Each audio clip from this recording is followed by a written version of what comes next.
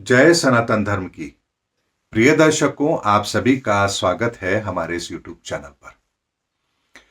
दर्शकों, आज का वीडियो जो मैं बना रहा हूं वो प्रामाणिकता के आधार पर बना रहा हूं। आप लोगों के सामने वो बात बहुत स्पष्ट तौर पर रख रहा हूं जिसका जवाब शायद आप लोगों को कहीं नहीं मिलेगा, और मिलेगा तो अलग अलग तर्कों के आधार पर मिलेगा। बहुत से बुद्धिजीवी लोग, बहुत से पढ़े लिखे लोग, बहुत से युवा एक बात अक्सर आपको अगर कह दें कि आप जो सूर्य को जल चढ़ाते हैं इससे क्या होगा। सूर्य तो बहुत दूर है, आपका जल तो वहां तक पहुंचेगा नहीं, फिर आप सूर्य को जल क्या चढ़ा रहे हैं और इससे होगा क्या। पानी तो आपके पांव के नीचे गिर रहा है और गिर करके गंदी नाली में बह रहा है। ऐसे सूर्य को जल चढ़ाया जाता है क्या? इसमें तो ये चीज मिलाई जाती है, इसमें तो वो चीज मिलाई जाती है, ऐसा करने से वैसा होता है, इस समय इस मंत्र का उच्चारण होना चाहिए, ऐसा नहीं करेंगे तो ऐसा होगा। ऐसी बहुत सारी धारणाएं सूर्य को जल चढ़ाने से संबंधित आप लोगों ने सुनी होगी, देखी होगी, और यहां तक कि कई बार आपने सूर्य को जल चढ़ाने के इस कार्य को लेकर के, इस क्रिया को लेकर के, इस उपाय को लेकर के बहुत बड़े बड़े ऐसे धार्मिक मंचों से भी इस बात का परिहास उड़ाते हुए देखा होगा कि लोग सूर्य को जल चढ़ाते हैं, क्या ये जल आपका सूर्य तक पहुंच रहा है? क्यों अंधविश्वास आप कर रहे हैं? आपको ऐसे अंधविश्वास में नहीं पड़ना चाहिए। ये सारी बातें आप लोगों ने सुनी होगी, लेकिन आज का मेरा ये वीडियो देखने के बाद आप अपना सीना चौड़ा करके किसी को भी इस बात का उत्तर दे सकते हैं कि क्यों सूर्य को जल चढ़ाया जाता है। दर्शकों, इस ब्रह्मांड के अंदर जो 7 ग्रह हैं, राहु केतु एक छाया ग्रह है। इसीलिए इस ब्रह्मांड के 7 ग्रहों का अपना एक रंग भी होता है। ये एक रंग को रिप्रेजेंट भी करते हैं, क्योंकि ब्रह्मांड के अंदर इन 9 आयामों का अस्तित्व ध्वनि के रूप में भी है, रंगों के रूप में भी है, ग्रहों के रूप में भी है। इसीलिए रंगों के रूप में जब इन ग्रहों की परिस्थितियों को हम देखते हैं तो 7 ग्रहों का अपना अपना रंग होता है। और जब ये रंग, यानी उस ग्रह से संबंधित रंग हमारे शरीर के अंदर डिसबैलेंस हो जाता है तो हमारे जीवन के अंदर बहुत सारी चीजें भी बैलेंस नहीं रह पाती हैं। और यही कारण है कि हमें अपने जीवन के अंदर कुछ नकारात्मक परिणाम देखने को मिलते हैं।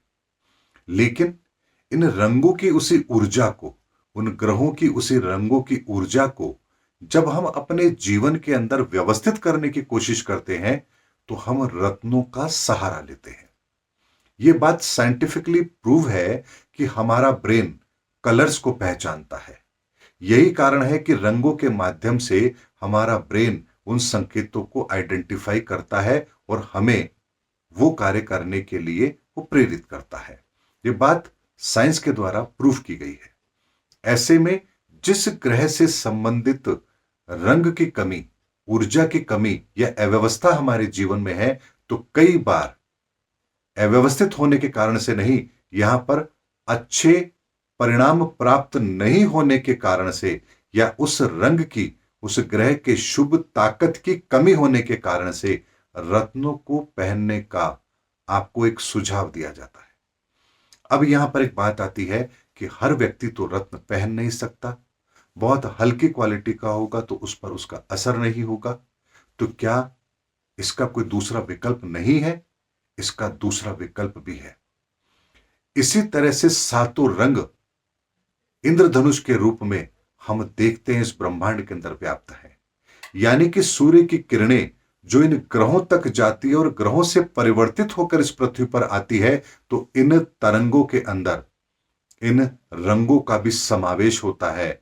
और यही कारण है कि जब बारिश का समय होता है तो हमें आसमान में कई बार इंद्रधनुष दिखाई देता है। इस इंद्रधनुष में वही सातों रंग होते हैं।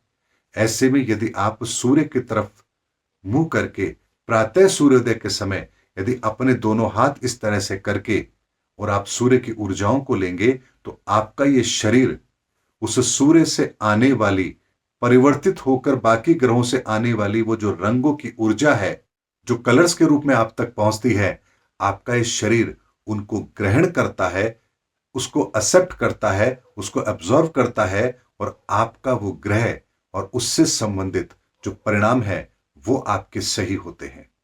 ये सबसे आसान वो तरीका है जब आप किसी रत्न का प्रयोग ना कर पाए। अब बात आती है जिस बात के लिए मैंने आपसे आरंभ में कहा, फिर सूर्य को जल क्यों चढ़ाया जाता है? सूर्य को जल इसीलिए चढ़ाया जाता है ताकि वही सातों रंग जो इंद्रधनुष में है वो आपको सहज रूप में, शुद्ध रूप में मिले और आपके भीतर उन रंगों की पूर्ति हो। और यहां पर एक बात और बताऊंगा, सबसे अच्छी बात यह है कि जब आप कोई रत्न पहनते हैं तो वहां यदि मान लीजिए आपको जरूरत है छोटे की और आपने बड़ा पहन लिया, या आपको अच्छी क्वालिटी की जरूरत है लेकिन आप वो नहीं पहन पाए, तो यहां पर आपको उसका उतना अच्छा परिणाम प्राप्त नहीं हो रहा है, क्योंकि यहां आप कुछ सप्लीमेंट यूज कर रहे हैं। लेकिन सूर्य से आने वाली ऊर्जाएं, उसकी रोशनी और उसकी रोशनी में सम्मिलित वो रंग, जब आप उनके सामने खड़े होते हैं तो आपका ये शरीर उतनी ही ऊर्जाओं को ग्रहण करेगा जितनी उसको आवश्यकता है।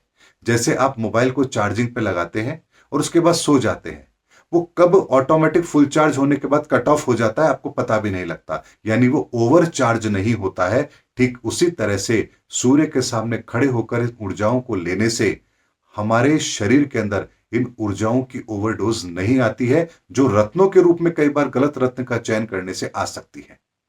इसीलिए इस तरह से हम सूर्य के सामने भी अपने दोनों हाथों को इस तरह से रख करके भी उस ऊर्जा को ग्रहण कर सकते हैं, उस रंगों की पूर्ति कर सकते हैं। लेकिन सूर्य को जल क्यों चढ़ाया जाता है? वो इसलिए चढ़ाया जाता है कि जब हम सूर्य को जल चढ़ाते हैं, कोई सा भी पात्र हो उससे कोई फर्क नहीं पड़ता, लेकिन सूर्य को जल चढ़ाने के भी दो स्थान है।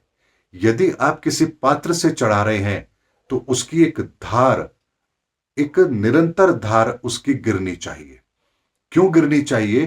क्योंकि जब आप सूर्य को जल चढ़ाते हैं तो जब लोटे से आप जल चढ़ाते हैं तो आरंभ में उसकी चौड़ाई ज्यादा होती है, और यहां भी एक विशेष कार्य होता है। उसके संदर्भ में मैं सार्वजनिक तौर पर नहीं बताऊंगा, वरना लोग उसको भी बना करके मार्केट में बेचना शुरू कर देंगे और पैसे कमाना शुरू करेंगे। उसके लिए किसी और जगह पर मैं उसका पूरा उल्लेख करूंगा। एक विशेष चीज भी वहां पर इस्तेमाल की जाती है, लेकिन अभी ना की जाए तो ज्यादा बढ़िया है।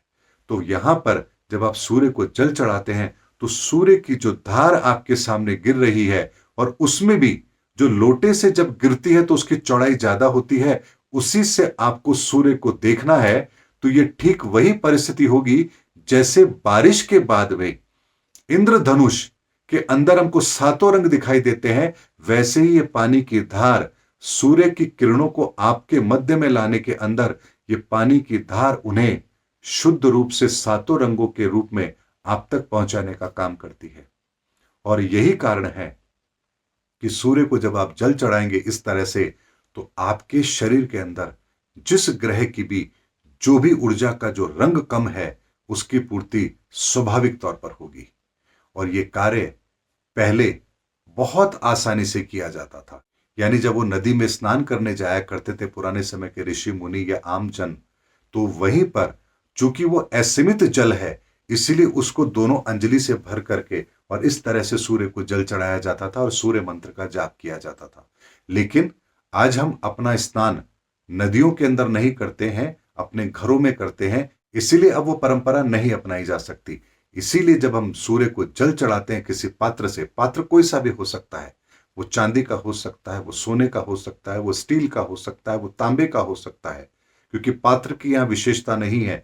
विशेषता इस बात की है कि जब उस पात्र से आप जल चढ़ाएंगे और जल से जैसे ही पानी गिरता है उसकी चौड़ाई जो होती है उसके बाद उसकी धार बनती है, तो उस चौड़ाई वाले स्थान से सूर्य को जब आप उस जल के पार देखने का प्रयास करेंगे तो वहां से आपको इंद्रधनुष के वही सातों रंगों का आभास होगा, और वो रंग आपके शरीर के अंदर उस ऊर्जा की पूर्ति को करेंगे जिन ग्रहों की ऊर्जा रंगों के रूप में भी इस ब्रह्मांड में मौजूद है और हमारे आसपास है। और इसी को हम इंद्रधनुष के रूप में कई बार देखते भी हैं जब वो प्रत्यक्ष तौर पर हमारे सामने होती है, और ऐसा बारिश के बाद जरूर होता है। तो वही एनवायरनमेंट के अंदर हम उस जल की मात्रा को लेकर के आते हैं ताकि वो इंद्रधनुष स्पष्ट तौर पर हमें दृष्टिगोचर हो और वो ऊर्जा हमें प्राप्त हो जिसे हम प्राप्त करना चाहते हैं, जिसकी कमी हमारे भीतर है। और ये इतना साइंटिफिक भी है और इतना बढ़िया भी है कि इसका कोई साइड इफेक्ट भी नहीं है। यानी कि आपके शरीर को जिस ऊर्जा की जितनी जरूरत है, जिस रंग की जितनी जरूरत है, इस इंद्रधनुष के सातों रंगों से उसकी पूर्ति स्वतः ही हो जाती है। इसीलिए सूर्य को जल देने से आपके सातों के सातों ग्रह, और दो ग्रह जो छाया ग्रह हैं उनका विषय अलग है, उसके संदर्भ में आपको और कभी बताऊंगा।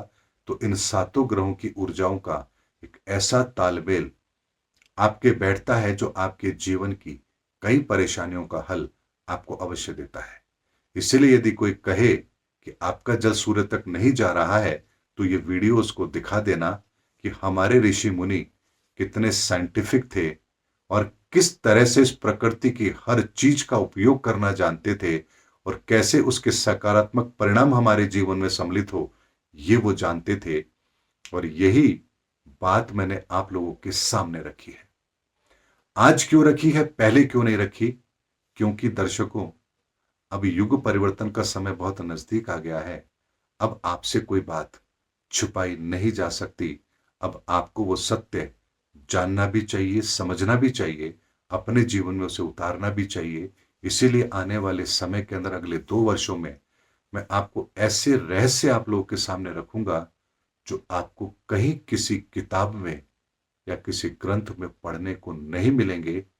क्योंकि ये अंतर जगत की अनुभूति है, अंतर जगत का ज्ञान है, अंतर जगत की प्रक्रिया है, जिसे हर व्यक्ति समझ सकता है यदि वो अपने अंतर जगत की यात्रा को करना जानता है।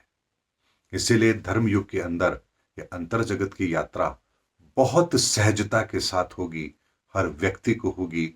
और इसीलिए मैंने कहा वो युग धर्म युग का है और धर्म से संबंधित हर बात, सही बात अब आप लोगों के सामने आना जरूर शुरू होगी। उम्मीद करता हूं दर्शकों मेरा वीडियो आपको जरूर अच्छा लगा होगा। अगले वीडियो के अंदर आपसे फिर भेंट होगी, तब तक हमारे चैनल पर बने रहिए। जय सनातन धर्म की, जय हिंद, जय भारत।